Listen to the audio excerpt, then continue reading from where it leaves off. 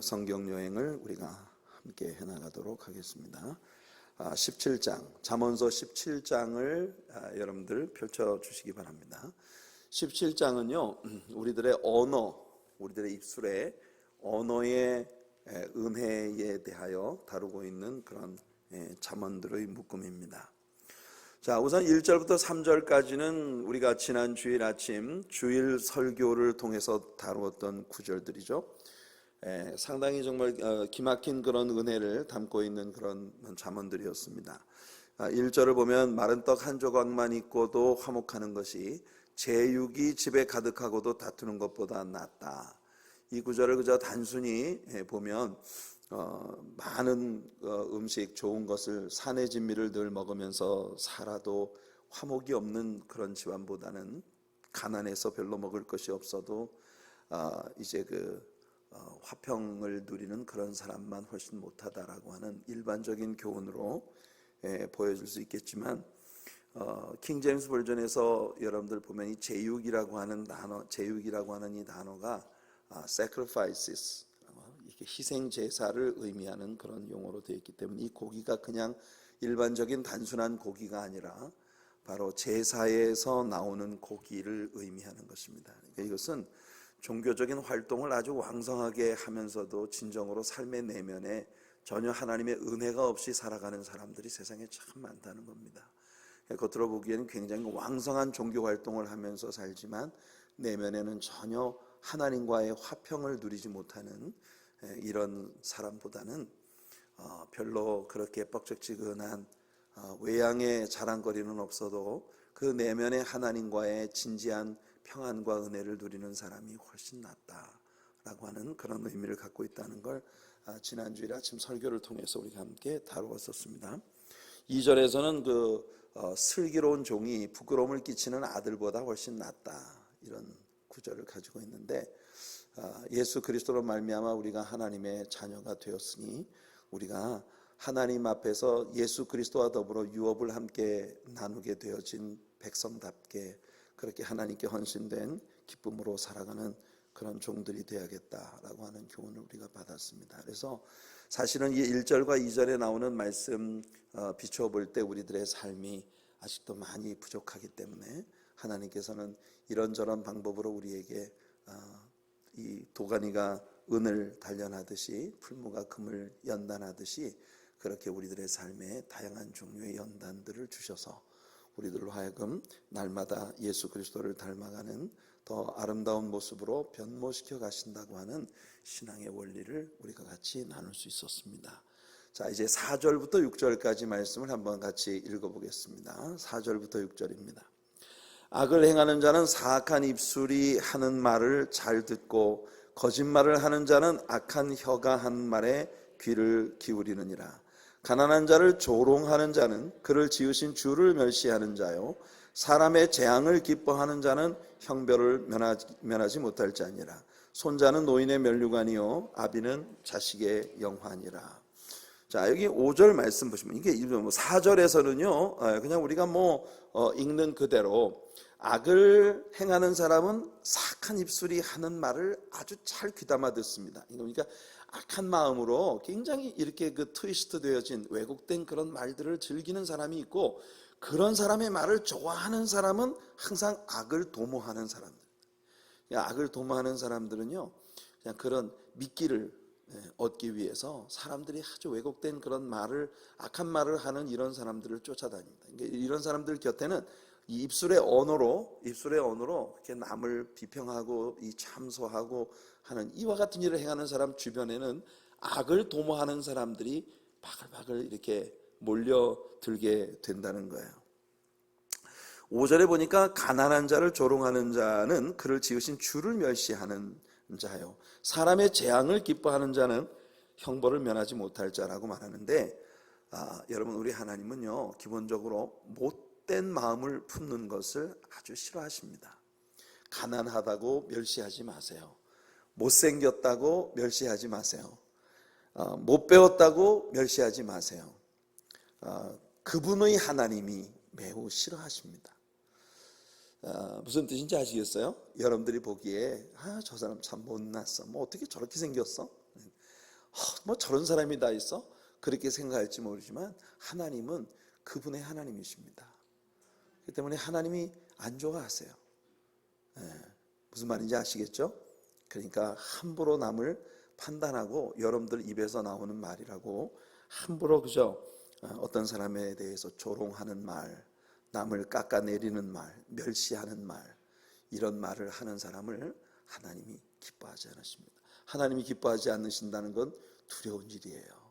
언제나 하나님이 기뻐하시는 여러분들이 되시기를 축복합니다. 6절은 노인을 위한 잠언이에요. 손자는 노인의 면류관이다. 제가 이 말을 옛날엔 잘 몰랐는데 손자가 생겨보니까 이게 뭔 뜻인지 알겠더라고요. 손자가 생겨보니까 세상에 정말 이게 너무너무 예쁘고 너무너무 그냥 바라만 봐도 너무나 이 마음에서 아주 꿀송이가 솟아나는 것 같아요. 그래서 이 손자는 그 할아버지의 면류관이다. 또 반대로 아비는 자식의 영환이라 이렇게 말을 하는데, 저는 이 말씀이 언제나 제 삶의 진리였습니다. 제가 어렸을 때 저희 아버님의 손을 붙들고 거리에 나서면 저는 제가 오직 아버지의 아들이라는 사실만으로 많은 사람들에게 사랑을 받았고, 굉장히 내가 우리 아버지의 아들이라는 것이 굉장히 자랑스러운 그런 어른이셨습니다. 세상을 떠나실 때까지 아버님은 그렇게 저에게 영광과 은혜 그 자체이셨어요. 저도 제 아들에게 이렇게 영화가 되는 아비가 돼야 할 텐데, 저희 아버님이 제게 가지셨던 존재에 비하면 제 자신이 제 아들에게 끼치는 영향은 훨씬 더 못 미치는 것 같아서 늘 아쉽습니다. 성도 여러분, 여러분들의 자녀들에게 영화가 되는 부모님들이 되시기를 예수님 이름으로 축원해 드립니다. 자, 7절부터 10절까지 말씀을 한번 읽어볼게요. 7절부터 10절입니다. 지나친 말을 하는 것도 미련한 자에게 합당하지 아니하거든 하물며 거짓말을 하는 것이 존귀한 자에게 합당하겠느냐. 뇌물은 그 임자가 보기에 보석 같은즉 그가 어디로 향하든지 형통하게 하느니라. 허물을 덮어주는 자는 사랑을 구하는 자요 그것을 거듭 말하는 자는 친한 벗을 이간하는 자니라. 한마디 말로 총명한 자에게 충고하는 것이 매 100대로 미련한 자를 때리는 것보다 더욱 깊이 박히느니라. 참 굉장히 알듯 하면서 번역 자체가 좀 모호하게 되어 있어서 이게 대체 뭘 말하는 거지 싶은 그런 구절들이 계속되고 있습니다. 지나친 말을 하는 것도 미련한 자에게 합당하지 아니하거든 하물며 거짓말을 하는 것이 존귀한 자에게 합당하겠느냐. 대체 이게 무슨 뜻입니까? 지나친 말을 하는 것도 미련한 자에게 합당치 않다. 지나친 말이라는 게 뭘 말하는 걸까요? 여러분 킹 제임스 버전에서 이 구절을 보면, 뉴 킹 제임스 버전에서 이 구절을 보면 이렇게 되어 있어요. 지나친 말이라고 하는 것이 Excellent speech is not becoming to a fool, much less lying lips to a prince. 이렇게 보니까 이 뭔 뜻인지 아시겠죠? 모르시겠어요? Excellent speech, 이게 지나친 말, 우리말에 지나친 말이라고 번역된 이 구절이 무슨 뜻이냐 하면은 지나치게 멋진 말이에요. 지나치게 멋진 말. 그러니까 이게 무슨 뜻이냐면 분에 넘치는 훌륭한 웅변을 미련한 사람이, 어리석은 사람이 누가 남이 적어주는 대로 지나치게 웅변적인 엑설런트한 그런 스피치를 하는 것이 어울리지 않는다, 그런 뜻이에요. 이해되십니까? 미련한 사람이 자기에게서 나온 말이 아닌 남이 불러주는 대로 아주 엑설런트한 그런 언어로 말을 구사하는 거, 이게 아주 좀 어울리지 않는, 이상한, 자기 옷이 아닌 옷을 입고 있는 것 같은 그런 거란 말이죠. 그런 것처럼 이 프린스, 통치자가 백성들을 상대로 거짓말을 하는 것은 더 그거보다도 더 못마땅한 일이다, 이런 뜻이에요. 아직도 이해가 잘 안 되시는 표정이세요? 이게 어려운가요? 무식한 사람이 말입니다. 무식한 사람이 남이 적어주는 대로 뭔 뜻인지 이해도 못하면서 유식한 말을 한다니까요. 그 보면 여러분 다 알잖아요. 어쭈 제법이야. 저게 어디서 나온 말이지? 누구 거 보고 베꼈어? 뭐 이렇게 사람들이 그런 마음을 가질 거 아니겠습니까? 우리가 저 사람 무식하다는 거 뻔히 아는데 막 아주 유식한 그런 문자를 말이죠, 섞어가면서 이렇게 말을 했단 말이죠. 정말 어울리지 않아. 우리 하던 대로 해. 이렇게 생각이 되는 것보다 더 못마땅하게 여겨지는 게 뭐냐? 통치자가 백성들을 상대로 거짓말하는 것이다. 이게 더 못마땅한 일이다, 그런 뜻입니다. 뭐 이해를 못하셨어도 할 수 없어요.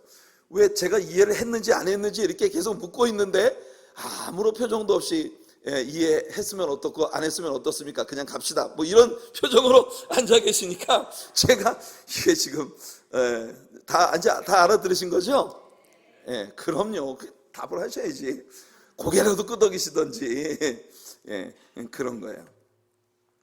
8절에 보니까 뇌물이라고 번역이 된 이 단어가 사실은 그 히브리어 단어에서 샤카드입니다. 샤카드.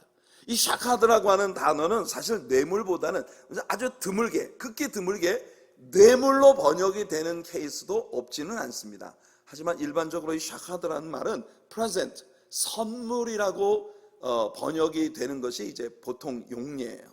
그래서 여기 우리말 성경에서 뇌물은 그 임자가 보기에 보석 같다. 그러니까 누군가에게 내가 선물을 주려고 할 때 이 임자가 보기에는 그게 남에게 선물로 줄 만큼 굉장히 소중한 물건이다, 그 말이에요. 여러분들이 누군가에게 뭐를 내가 선물로 주겠다고 생각할 때는 이거 내가 어차피 쓸모도 없고 집안에 굴러다니는 거 그냥 인심이나 쓰자 이러고 선물을 주지 않잖아요, 그죠?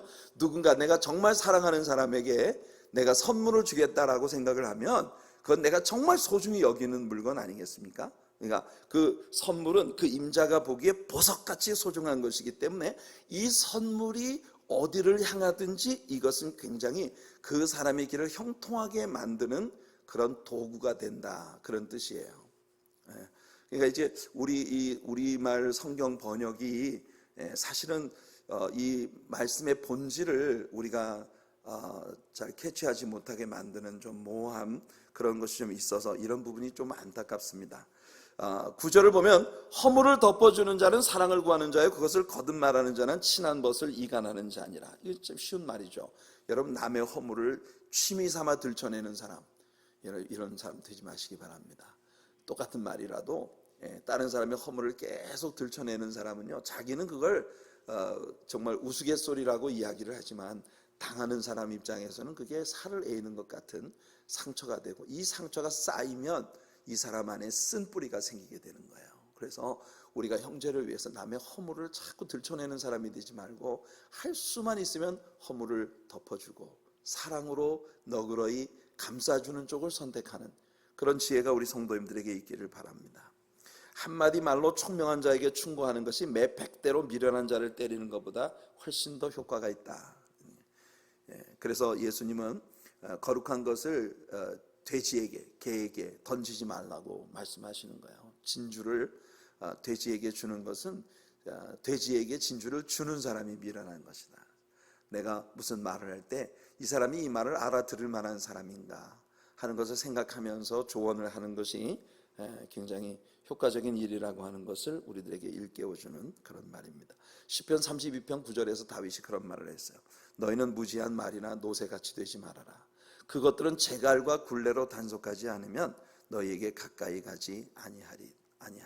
여러분, 다윗이 자신의 죄를 하나님 앞에 토설하지 않을 때 그 마음이 여름 가물의 마름같이 정말 바싹바싹 말라 들어가는 이건 영적인 고통 가운데 있다가 하나님의 그 죄를 토설하고 난 후에 하나님이 주시는 영적인 큰 기쁨을 누리고 난 다음에 무지한 말이나 노새, 이런 사람들이 있다는 거예요. 이런 사람들은요, 꼭 때려야 말을 듣는 사람, 자갈과 굴레로 단속을 하고 채찍질을 해야 말을 듣는 사람.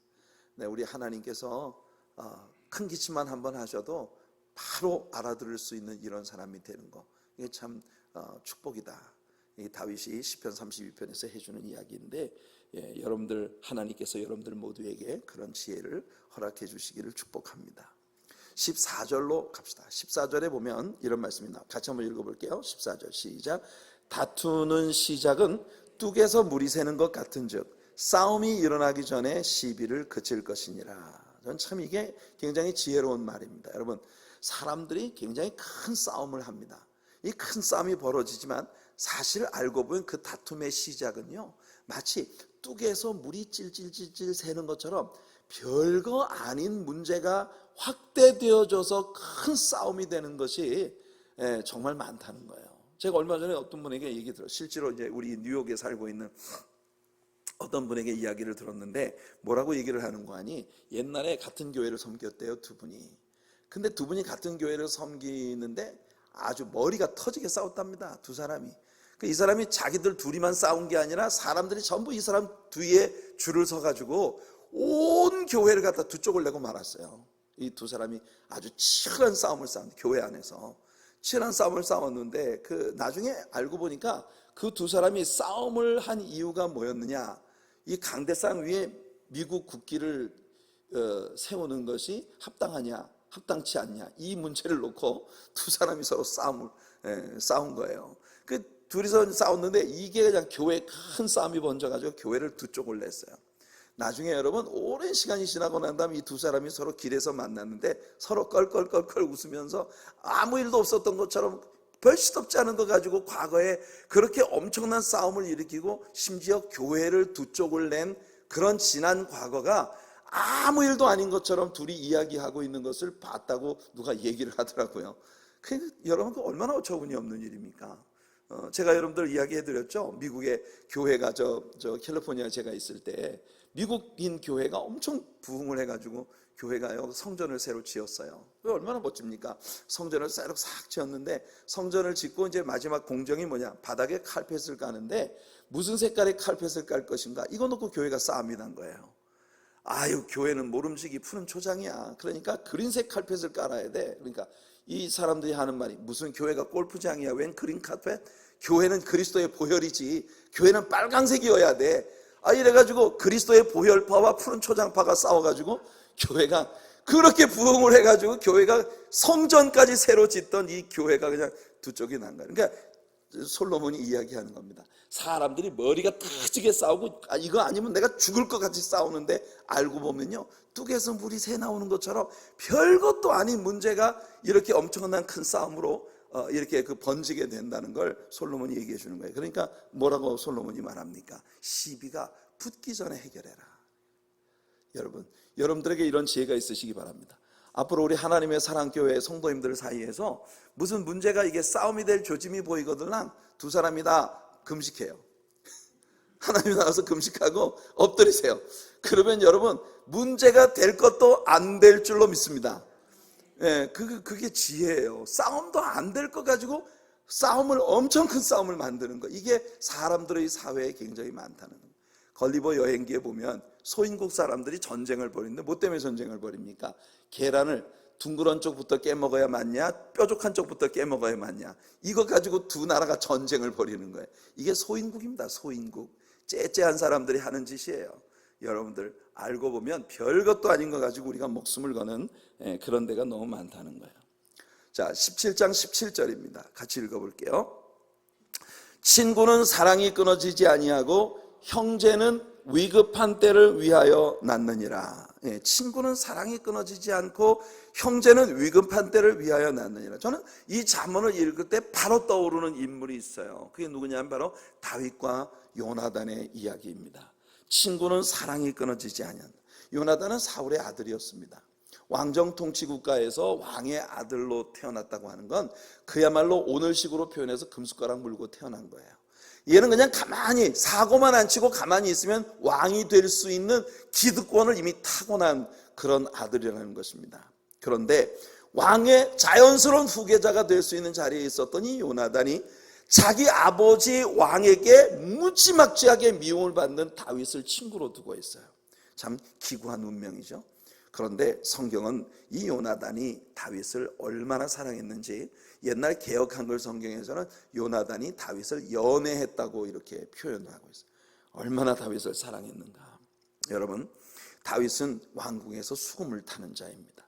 그리고 다윗의 아버지는 이새라고 하는 베들레헴 총구석의 아주 빈농이었어요. 그러니까 격이 맞지 않는 그런 사람이지만 요나단과 다윗 사이에는 정말 너무나 아름다운 사랑이 있는 그런 이 친구였던 것입니다. 아버지 사울의 노염으로 인해서 광야로 도망을 쳐다닌 신세에 있는 다윗을 요나단이 그렇게 사랑을 해서 여러분, 요나단은 다윗의 목숨을 구하기 위해서 아버지 앞에서 많은 노력을 기울이고 있습니다. 그가 영광을 얻을 때나 고난을 받을 때나 어떤 상황에서도 요나단은 다윗의 친구였어요. 이런 친구를 가지고 인생을 산다는 건 크나큰 혜택이고 영광입니다. 여러분들은 세상에서 이런 친구들을 많이 가지는 우리 성도님들 되시기를 축복합니다. 사무엘상 18장 1절에 보니까 다윗이 사울에게 말하기를 마침에 요나단의 마음이 다윗의 마음과 하나가 되어 요나단이 그를 자기 생명같이 사랑하니라. 또 20장 17절을 보니까 다윗에 대한 요나단의 사랑이 그를 다시 맹세하게 하였으니 이는 자기 생명을 사랑함같이 그를 사랑함이었더라. 여러분, 오늘 저녁에 예배에 나오신 여러분들이 세상에서 이런 사랑을 주고받는 그런 아름다운 복이 여러분들에게 있기를 축복합니다. 우리가 어떤 사람이 누군가를 배신하는 것을 보는 건 참 가슴 아픈 일이에요. 우리에게 다가와서 우리를 사랑한다고 말합니다. 그리고 우리의 친구가 되죠. 하지만 상황이 안 좋아지자 갑자기 우리들의 가슴에 못을 박고 떠나갑니다. 그는 더 이상 우리를 사랑하지 않습니다. 이런 사람은 친구가 될 수 없어요. 가룟 유다와 압살롬 같은 이런 인물들이 바로 그런 인물들입니다. 좋은 날에 다가와 가모니설로 입안에 있는 것까지 빼줄 것처럼 그렇게 사랑하다가는 어떤 이슈가 탁 떨어졌을 때 이율배반적인 그런 태도로 갑자기 돌아서면서 가슴에 냉정하게 못을 박고 떠나는 사람들. 사랑하는 성도 여러분, 예수 그리스도의 영이 있는 곳에는 이렇게 배반의 역사가 일어날 수 없습니다. 여러분들, 로마서 1장에서 바울 사도가 그 마음에 하나님을 배제한 사람들이 하는 일들의 열매 가운데 하나가 배약하는 자, 무정한 자, 이런 것들이 다 하나님의 영이 계시지 않는 곳에서 벌어지는 사람들의 일이라는 걸 이야기하고 있습니다. 여러분, 오늘 저녁 이곳에 예배하시는 여러분, 인생 살면서 꿈에라도 누군가를 배신하고 배약하고 무정하게 싸늘하게 식어진 가슴으로 살게 되는 이런 일이 여러분들의 삶에 도시 생기지 않는 그런 우리 성도님들 되시길 바라고, 또 누군가에게 이런 일을 당하는 일 없이 인생을 살아가는 그런 은혜가 여러분들에게 있기를 축복합니다. 23절로 갈게요. 제가 이제 오늘 스킵하고 넘어가는 건 그동안 여러 차례 반복되었던 잠언들이 계속 반복되고 있기 때문에 여러분들이 읽어서 무슨 뜻인지 모르시겠거든 저에게 전화하십시오. 제가 해석해 드릴 테니. 그래서 여러분들이 아마 읽으시면 충분히 알 수 있다고 생각하는 것들을 스킵하면서 꼭 놓쳐서는 안 될 거라고 생각하는 부분들을 집중적으로 다루어 드리도록 하겠습니다. 자, 여기 보니까 23절 같이 한번 읽어보죠. 시작. 악인은 사람의 품에서 뇌물을 받고 재판을 굽게 하느니라. 자, 여기 나오는 이 뇌물이라고 번역된 단어가 아까 킹 제임스 버전에서 프레젠트라고 번역이 되어 있었던 샤카드라고 하는 바로 그 같은 단어입니다. 여기에서는 뇌물이 맞아요. 그러니까 이게 히브리어 헬라어를 번역한다는 게 굉장히 어려운 거예요. 동일한 단어가 완전히 다른 그런 의미를 나타낼 수 있기 때문에 우리가 흔히 여러분, 바람이라고 하는 호흡, 숨결, 이런 의미를 가진 이 단어들이 성령을 지칭하는 단어들입니다. 히브리어의 루아흐, 헬라어의 푸뉴마, 이런 단어가 바로 바람이라고 번역도 되면서 스피릿, 영이라고 번역이 되고 성령을 지칭할 때 이 용어들이 쓰여지기 때문에 여러분, 전체적인 문맥을 보고 이 단어를 해석을 해야 정확한 해석을 할 수 있는데, 그래서 이 헬라와 히브리어를 번역한다는 것이 굉장히 어려운 일이에요. 바람이 임의로 불매, 우리가 그 소리는 들어도 어디로부터 와서 어디로 가는지 알지 못하는 성령으로 난 자가 다 그와 같으니라. 이 말씀을 놓고 여러분, 이 같은 구절 안에서 바람이라는 단어도 푸뉴마이고 성령으로 난 자를 할 때 그 성령도 푸뉴마입니다. 그러니까 여러분, 같은 단어가 완전히 다른 의미를 내포하고 있기 때문에 이 전체적인 컨텍스트에 맞추어서 이 단어들을 해석을 해야 되는 거예요. 악인은 사람의 품에서 뇌물을 받고 그리고 재판을 굽게 한다. 여기서는 뇌물이 맞는 거죠.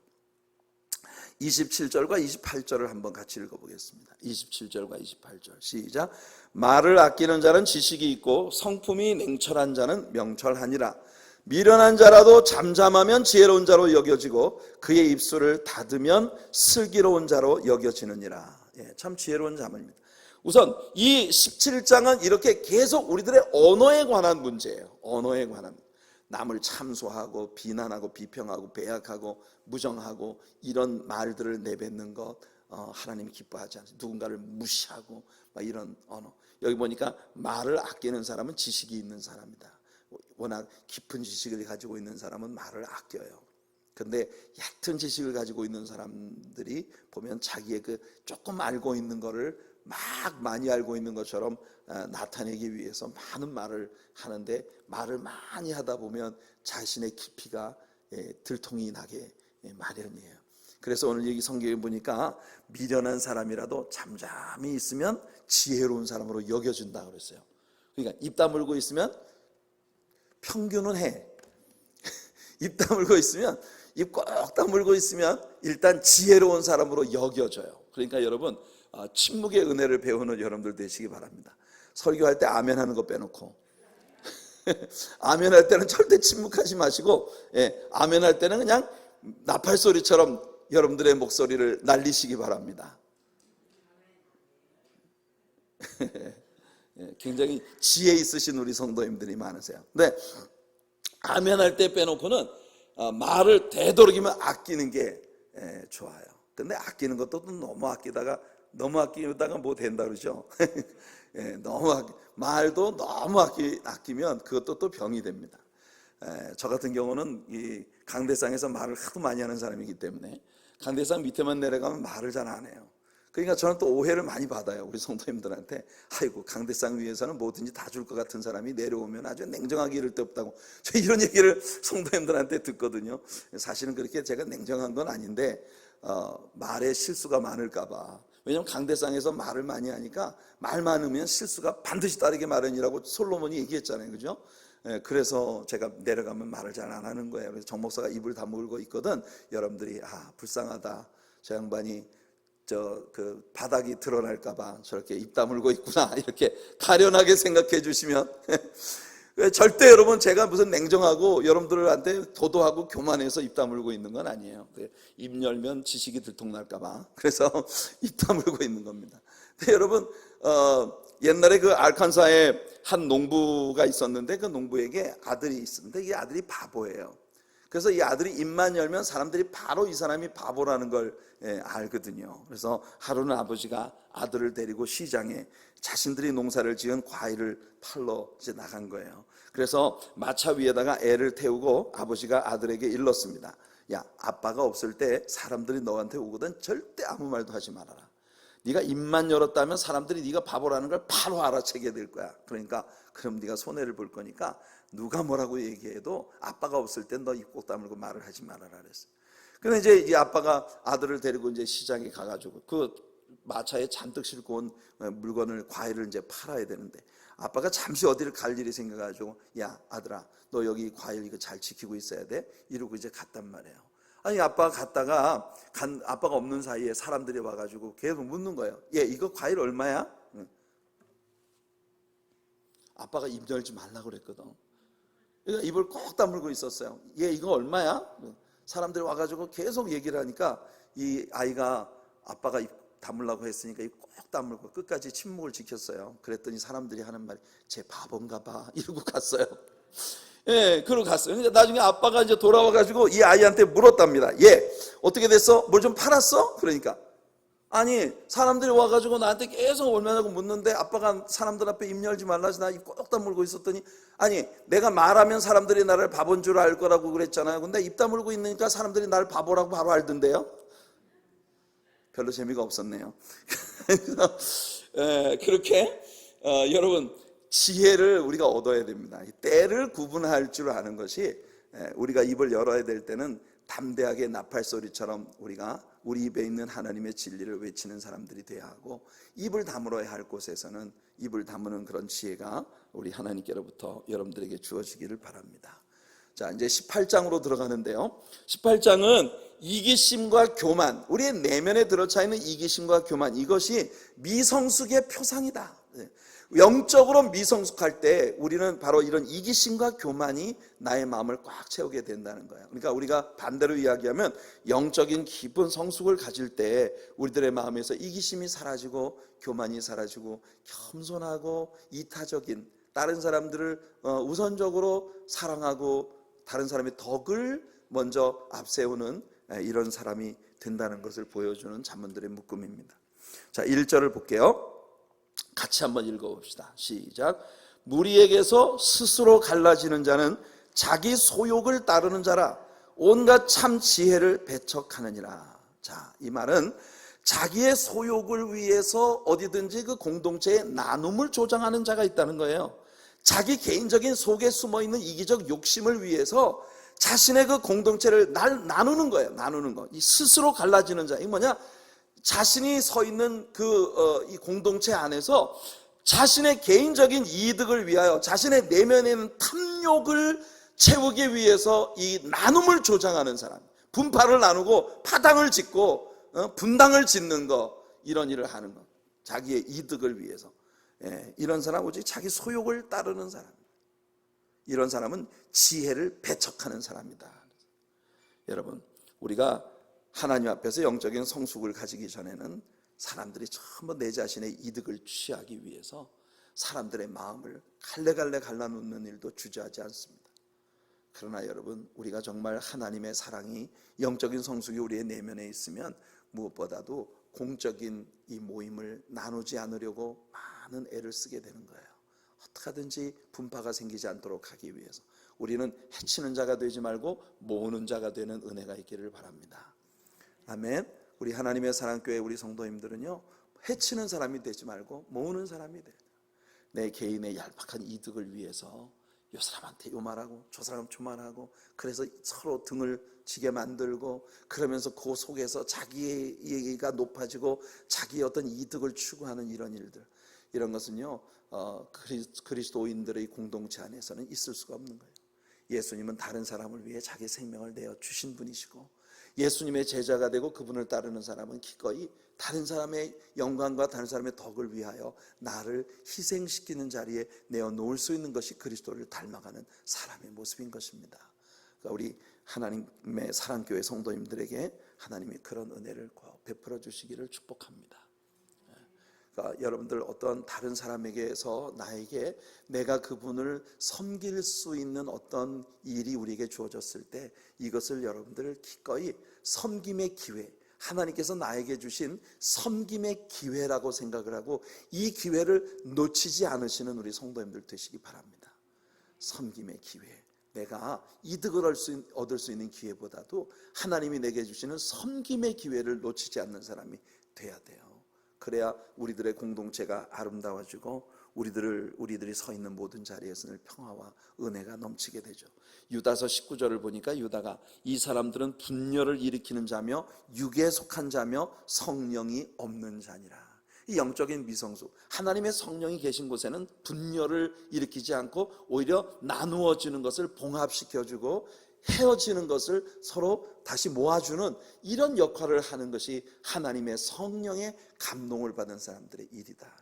하나님의 성령께서 우리들에게 주시는 은사 가운데 지혜의 말씀, 지식의 말씀, 이런 은사들은 여러분들 지혜로운 언어로 나누어지는 곳에, 분열이 있는 곳에 화목과 화평을 조장할 수 있는 그런 성령께서 주시는 은사들입니다. 하나님께서 우리들 모두에게 지혜의 언어의 은사를 베풀어 주시는 그런 은혜가 있기를 바랍니다. 당 짓는 자들은, 어딜 가든지 당 짓는 사람들은 육에 속한 자들이고 그 속에 성령이 없다고 유다가 말을 하고 있는 것이에요. 자, 2절부터 4절까지 한번 같이 읽어보겠습니다. 잠언서 18장 2절부터 4절이에요. 시작.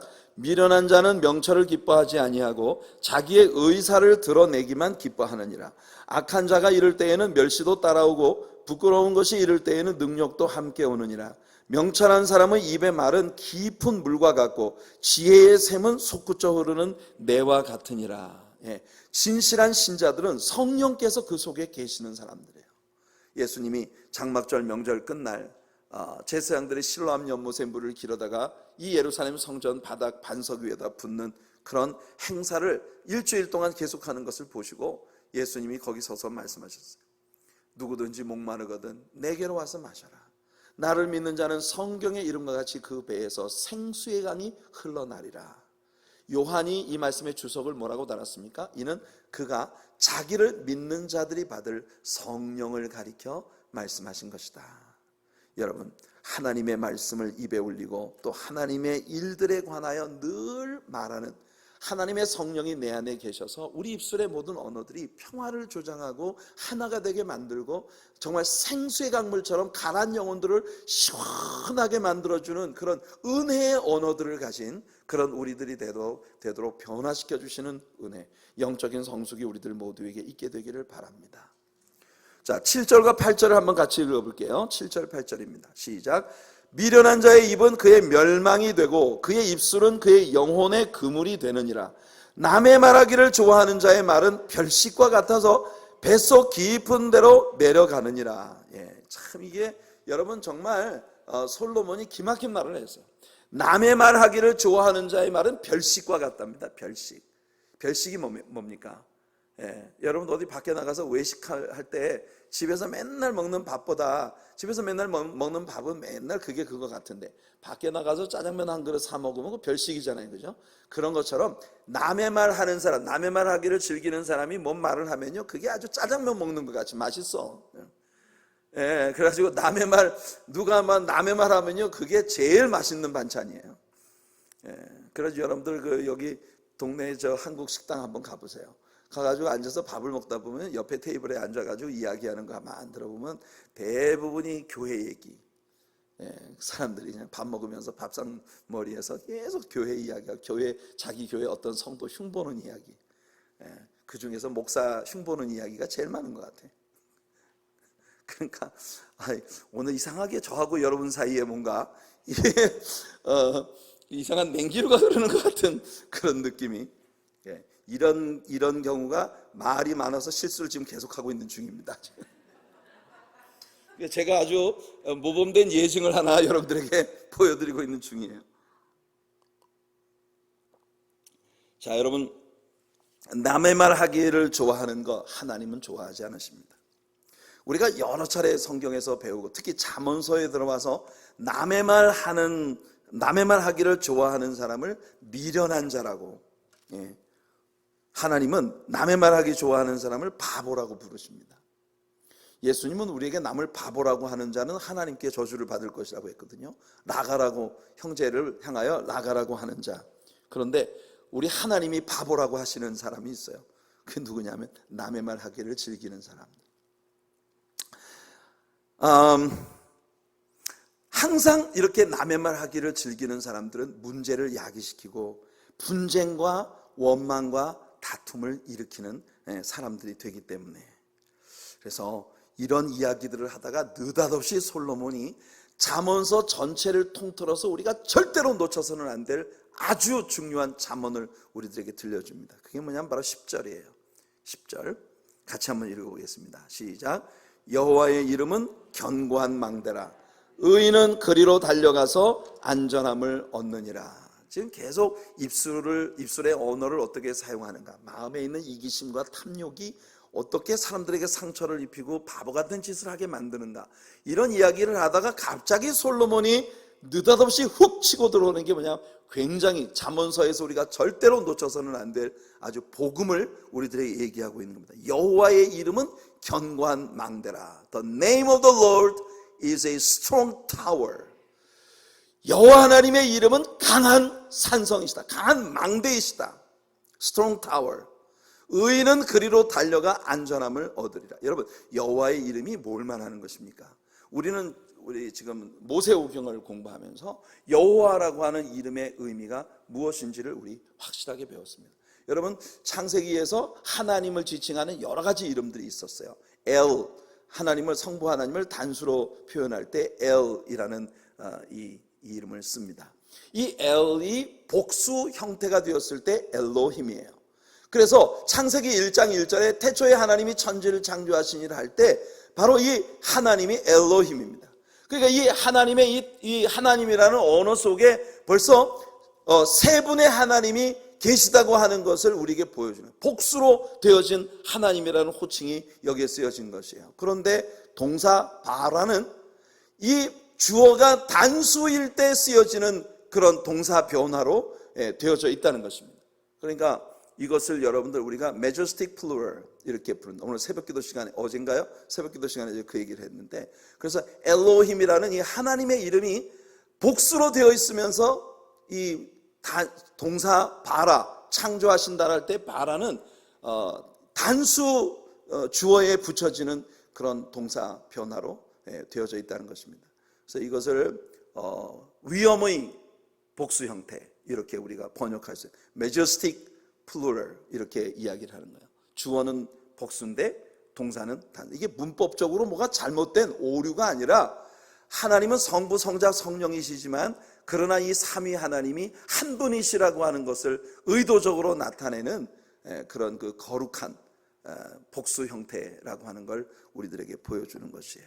그래서 엘이라고 하는 이름, 엘로힘, 엘이라고 하는 이름이 이제 다른 단어들과 결부되어져서 엘리온, 엘올람, 엘샤다이 이런 호칭들로 여호와 하나님이 불려집니다.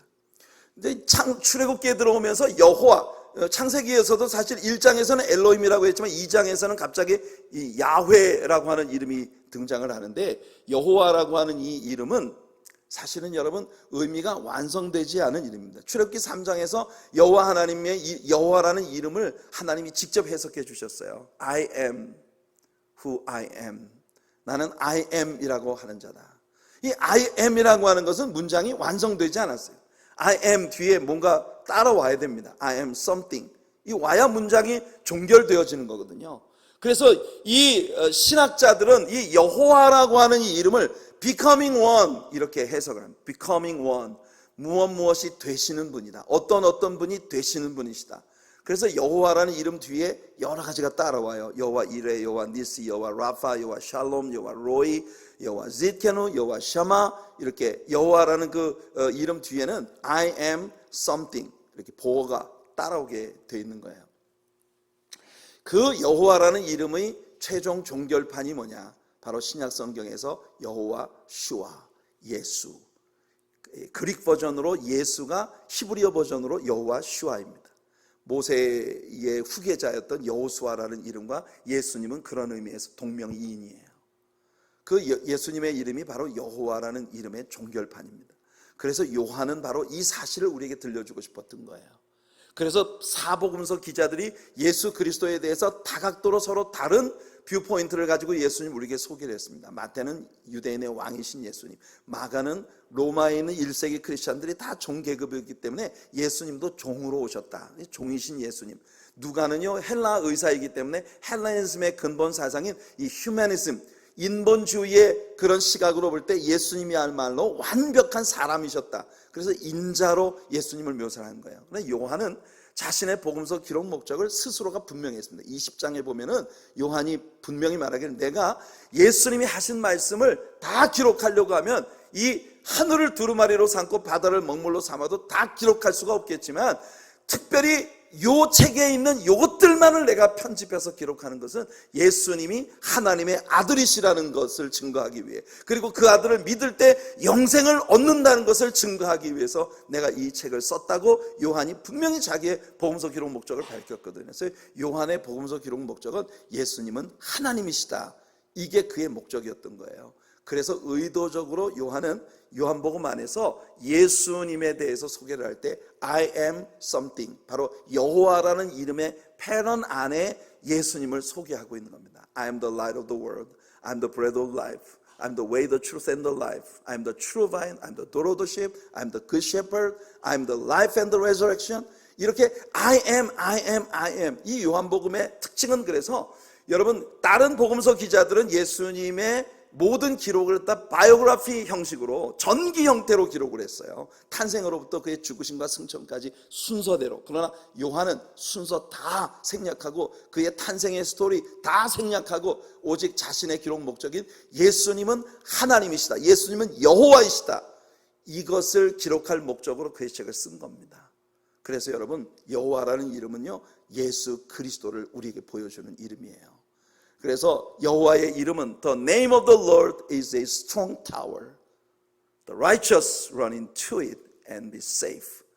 의인들이 그리로 달려가 안전함을 얻는다. 로마서에서 바울이 말한 것처럼 오직 믿음으로 말미암아 예수 그리스도 안에서 우리가 의롭다 하심을 얻는 하나님의 자녀가 된다는 것을 이 잠언서의 한복판에서 솔로몬이 우리들에게 증거해 주고 있는 겁니다. 사랑하는 성도 여러분, 율법의 의로는 완전하다고 할 수 있는 사람이 아무도 없다는 걸 바울은 말했어요. 그러면서 우리의 완전한 산성, 우리의 성로가 되어주시는 예수 그리스도 안에서만 우리가 안전함을 얻을 수 있다. 성도 여러분, 오늘 예수 믿고 구원받는 예수님 믿음 안에 거하면서 예수님으로 말미암아 하나님의 구원의 은총과 영생의 복을 누리는 우리 모든 성도님들 되시기를 예수님 이름으로 축원해 드립니다. 11절을 한번 읽어보겠습니다. 11절 시작. 부자의 재물은 그의 견고한 성이라 그가 높은 성벽같이 여기느니라. 하나님은 구약 성경에서 하나님의 백성들에게 물질적인 축복에 대해 많은 약속들을 주셨습니다. 특히 신명기 28장을 보시면 그들의 바구니가 넘치고 광주리가 차고 넘치는 복을 약속하셨어요. 그리고 실제로 그들에게 이런 물질의 복의 약속을 구약 성경에서 이스라엘 백성들에게 많이 부어주셨습니다. 그러나 신약의 교회는요, 이스라엘의 연장선상에 놓여있는 존재도 아니고 유대주의의 한 단계 높은 차원에 있는 그런 형태도 아닙니다. 교회는 교회가 유대주의보다 한 차원 높은 위치에 있는 또 다른 어떤 존재라고 생각하고자 하지만 사실 그런 거 아니에요. 우리는 유대인들에게 주신 하나님의 축복과 우리 신약의 교회를 향하신 하나님의 축복 사이에 유사점도 있지만 이 둘 사이에는요, 현저하게 드러나는 많은 차이점이 있어요. 그 중에 하나가 바로 구약 성경에서 물질의 복에 대한 그렇게 많은 약속들이 신약 성경의 교회를 향해서는 사실상 주어지지 않았다는 거예요. 이게 여러분 신기한 것 중에 하나입니다. 그런데 우리 신약의 교회인 우리 교회 안에서도 우리는 물질의 복에 대한 하나님의 언약들을 굉장히 중시하지 않습니까? 근데 신약 성경에서는요, 교회에 대해서 하나님이 주시는 약속들은 도리어 진리를 위해 박해를 받고 핍박을 당하고 진리를 위해서 이 세상에서 거친 환경과 싸워나가야 하는 그런 시련과 영적 전쟁의 자리에 우리를 세우셨다는 언약들이 있을 뿐이에요. 그렇다고 해서 신약의 성도들에게 그럼 하나님 물질의 복을 안 주시느냐? 성경이 전혀 신약계에 있는 교회에게는 물질의 복을 주지 않겠다는 이야기도 한 적이 없습니다. 그러니까 분명히 예수님께서 말씀하셨어요. 11조에 대해 말씀하실 때 이것도 버리고 이것도 택하고 저것도 버리지 말아야 할지니라 그랬거든요. 사람들이 11조는 하지만 그 11조의 근본 정신인 의와 인과 신은 버렸다. 이것도 취하고 저것도 버리지 말아야 할 것이다. 그러니까 여러분, 신약의 성도님들에게도 여전히 여러분들에게 일용할 양식을 주시는 분은 하나님이시고 여러분들의 생에 언제나 여러분들과 동행하시면서 여러분들의 영적인 그런 큰 복을 여러분들에게 베풀어 주시는 분이 하나님이십니다. 그러나 구약의 이스라엘 사람들에게 언약되지 않았던 더 깊은 차원의 언약이 신약의 교회를 향해서 주어졌어요. 그게 뭐냐? 에베소서 1장 3절을 보면 찬송하리로다 하나님 곧 우리 주 예수 그리스도의 아버지께서 그리스도 안에서 하늘에 속한 모든 신령한 복을 우리에게 주셨다고 했습니다. 할렐루야, 할렐루야. 이 구약에 있는 성도들, 특히 이스라엘 사람들은요, 아브라함의 후손으로서 물질의 이 땅의 것에 대해서 많은 복을 약속받았지만 실제로 이 구약의 성도들로서 성령 강림 이후에 신약의 신자들이 누릴 수 있는 하늘의 아버지께 속한 저 신령한 은사들을 누리지 못했어요.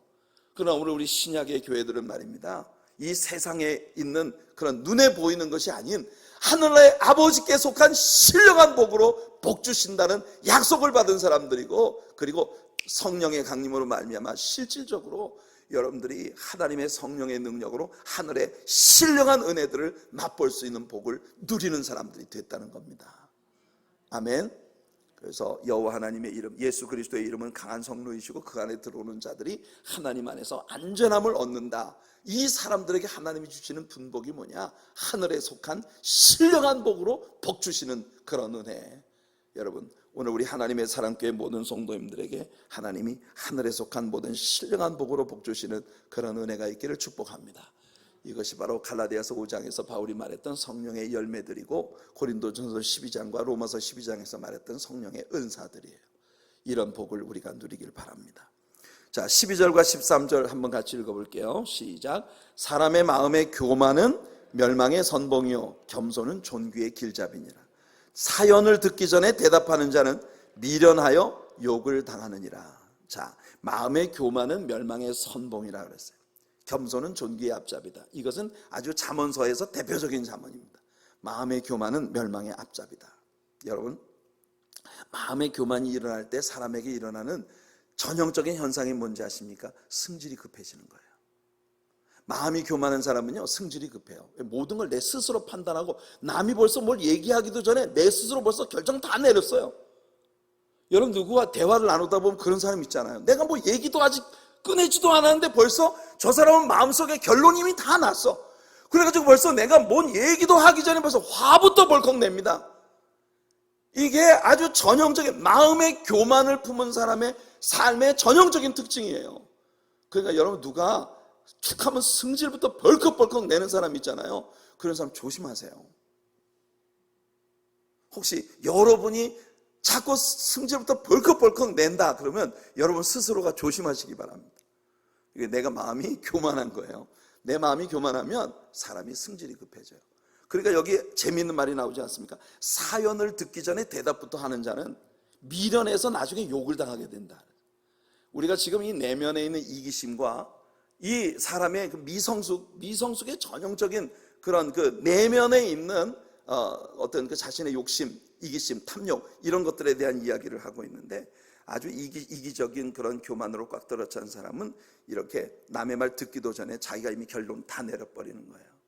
그러니까 여러분, 다른 사람이 뭐 얘기할 때는 진드감치 끝까지 들어보고 모든 사연을 정확히 파악하고 난 다음에 이야기하는 그런 지혜가 여러분들에게 있으시길 바랍니다. 잠언서를 공부해보면 별걸 다 가르쳐줘요. 그죠? 여러분, 하나님의 말씀에 귀를 기울이는 그런 지혜가 여러분들에게 있으시기 바랍니다. 자, 14절 말씀을 보면 이런 말씀이 나옵니다. 14절 같이 읽어볼게요. 시작. 사람의 심령은 그의 병을 능히 이기려니와 심령이 상하면 그것을 누가 일으키겠느냐. 예를 들어서 여러분들이 다리가 골절되는 부상을 겪었다 칩시다. 여러분, 이건 다시 치료가 될 수 있어요. 여러분들의 영혼이 나는 이게 다리에 상처를 입었지만 이만하길 다행이지, 그럼 이거보다 더 아주 다리를 잘라버릴 수도 있었는데 하나님께서 그냥 이걸 이렇게 면하게 하셨으니 얼마나 감사해. 여러분들의 영혼이 이렇게 깨어있으면 육체가 입은 상처는요 곧 치유됩니다. 여러분들 인생 살아가면서 이런저런 많이 여러분들의 삶에서 억울한 일 당할 때도 많고 슬픈 일 당할 때도 많고 여러 가지 시련을 겪겠지만 여러분들의 심령이 상하지 않는 한 이거 다 치료받을 수 있고 회복될 수 있습니다. 이게 여러분들의 영혼을 지키는 게 중요한 일이에요. 네, 만일 심령이 상하면 그걸 누가 치료할 수가 있겠느냐 그 말이에요. 느헤미야가 유다 백성들을 이끌던 데를 생각해 보세요. 성전과 성벽을 모두 중수한 후에도 이스라엘 백성들의 영혼에는 아직도 공허함이 있었습니다. 하나님의 말씀을 듣지 못했기 때문이에요. 그래서 에스라가 수문학 광장에서 하나님 말씀을 읽어줄 때 이스라엘 백성들이 통곡하기 시작했습니다. 그때 느헤미야가 말합니다. 느헤미야 8장 10절을 보면요, 느헤미야가 또 그들에게 이르기를 너희는 가서 살찐 것을 먹고 단 것을 마시되 준비하지 못한 자에게는 나누어 주라. 이날은 우리 주의 성일이니 근심하지 말라. 여호와로 인하여 기뻐하는 것이 너희의 힘이니라. 주님을 기뻐하는 것이 우리들의 힘이라고 느헤미야가 외치고 있습니다. 얼마나 중요한 일입니까? 여러분, 주님으로 인하여 내면에 기쁨이 넘치는 것, 이게 우리의 힘이에요. 그 힘을 얻는 우리 성도님들 되시기 바랍니다. 22절을 한번 읽어보겠습니다. 22절 시작. 아내를 얻는 자는 복을 얻고 여호와께 은총을 받는 자니라. 좋은 아내를 얻는 자는 여호와께 복과 은총을 받은 사람이다. 이런 말을 했어요. 그 버논 매기 목사님의 그 강의 집에서 이 부분을 강의하는 데서 재밌는 글을 읽었습니다. 한 노총각이 평생 동안 자기 마음에 드는 여자를 만나지 못했답니다. 왜냐하면 이 사람은요, 모든 여자들을 볼 때 판단을 하는 게 뭐냐, 말이 많은 여자는 매력이 없다. 그래서 사람들 근데 여자들이 왜 이렇게 말이 많아? 그래가지고 이 사람은요, 노총각으로 늙어가고 있었어요. 왜냐하면 말을 안 하는 사람을 좀 만났으면 하고 있는데, 그러다가 드디어 어떤 노처녀를 만났답니다. 그녀는 아예 말을 안 하더래요. 그래서 드디어 이 노총각이 이 여자가 마음에 들어서 그녀에게 프로포즈를 했다는 거예요.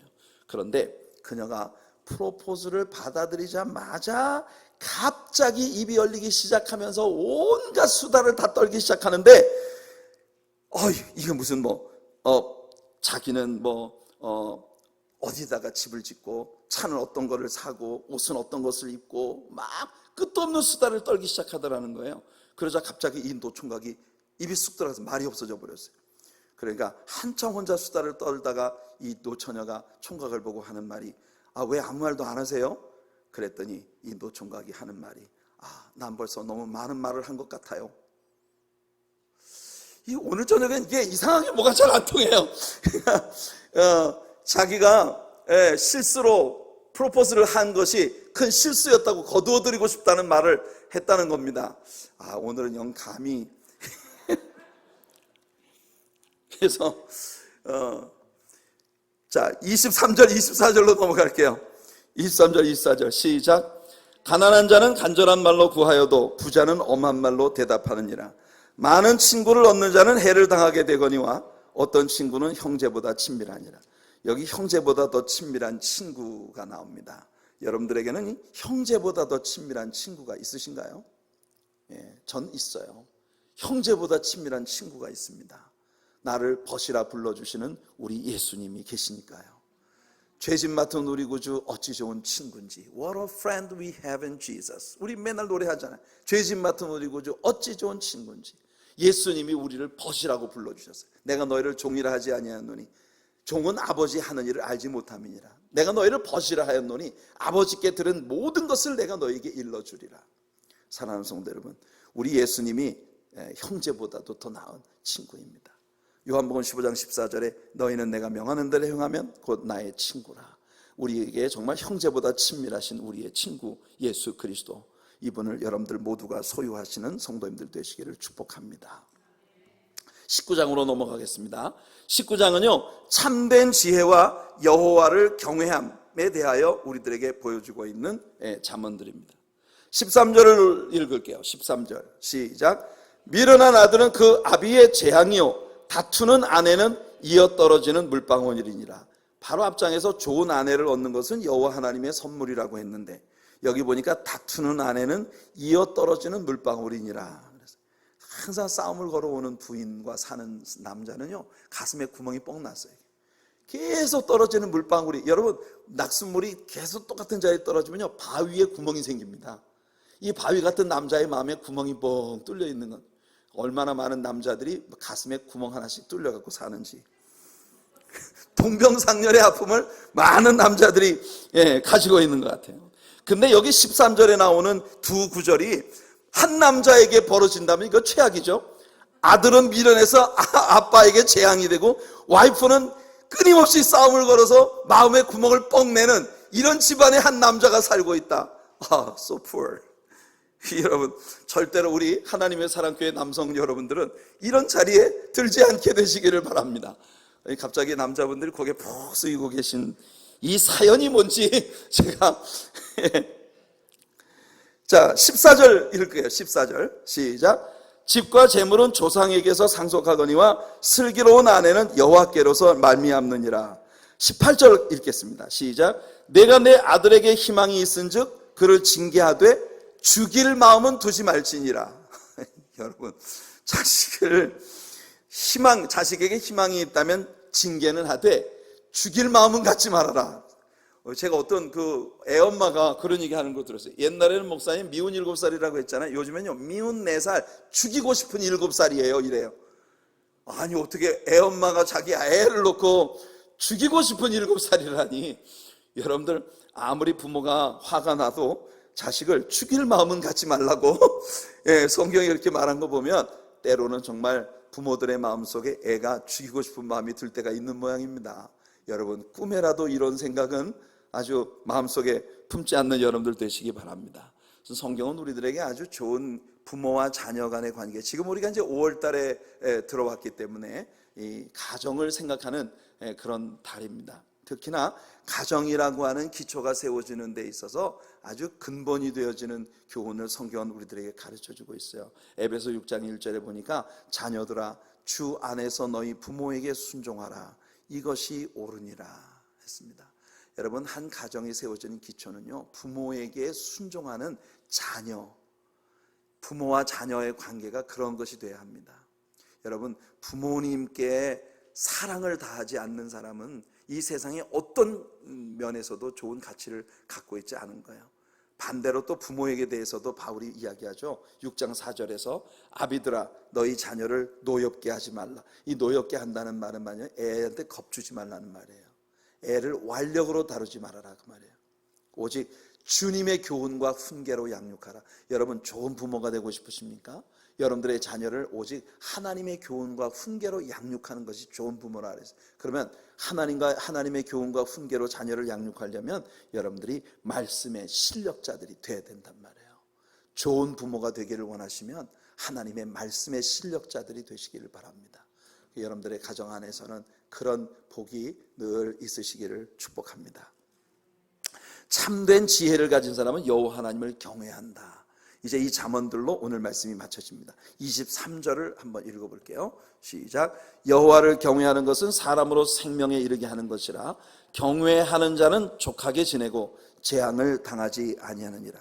여호와를 경외한다는 건 항상 두려움에 떠는 것을 의미하지만은 않습니다. 하나님을 사랑스러운 눈으로 바라보는 것이에요. 여러분, 이 경외라고 하는 말은요, 진정한 사랑이 만들어내는 아주 자연스러운 결과입니다. 누군가를 두려운 마음으로 늘 근신하고 조심하는 것은요, 깊은 사랑이 있을 때 가능한 것입니다. 그래서 여러분, 여호와 경외함이 여러분들의 삶에 하나님의 큰 복을 가져오는 그런 은혜가 여러분 것이 되기를 축복합니다. 24절 마지막으로 요거 하나만 같이 읽을게요. 시작. 게으른 자는 자기의 손을 그릇에 넣고서도 입으로 올리기를 괴로워하느니라. 이야, 세상에 이렇게 게으른 사람이 있을까요? 그릇에 손을 집어넣고도 이 그릇에서 입까지 올라오는 게 귀찮아서 이걸 못하는 사람들이 있어요. 근데 여러분들이 세상에 그렇게 게으른 사람이 있어 하시지만, 제가 보기엔 우리 성도님들이 그런 성향이 좀 많지 않나 싶은 면이 있는데, 그게 뭐냐 하면, 여러분들을 어디 밥그릇에 손 넣는 것만 먹는 건 손 넣는 겁니까? 여러분들이 매일 들고 다니는 성경책은 여러분들의 일생을 풍요하게 될 생명의 양식인데, 여러분 성경책에 매일 손을 대지만 그거 입으로 올리는 거, 그걸 못하는 성도님들이 아주 많아서 영적인 말할 수 없는 빈곤과 기근과 기갈에 빠져 있는 성도님들이 참 많다니까요.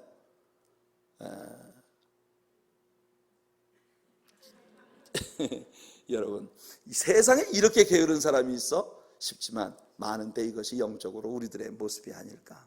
여러분, 성경책을 매일 들고 다니면서도 이거를 펼쳐서 내가 정말 믿음으로 아멘 떠먹을 수 있는 자리까지 나아갈 수 있는 여러분들 되시기를 축복합니다. 자, 오늘은 여기까지 하겠습니다. 여러분, 혹시 이 17장부터 19장까지 읽으시다가 여러분들이 이건 무슨 말씀인지 해석이 좀 필요하다, 주저하지 말고 저한테 연락을 하시기 바랍니다.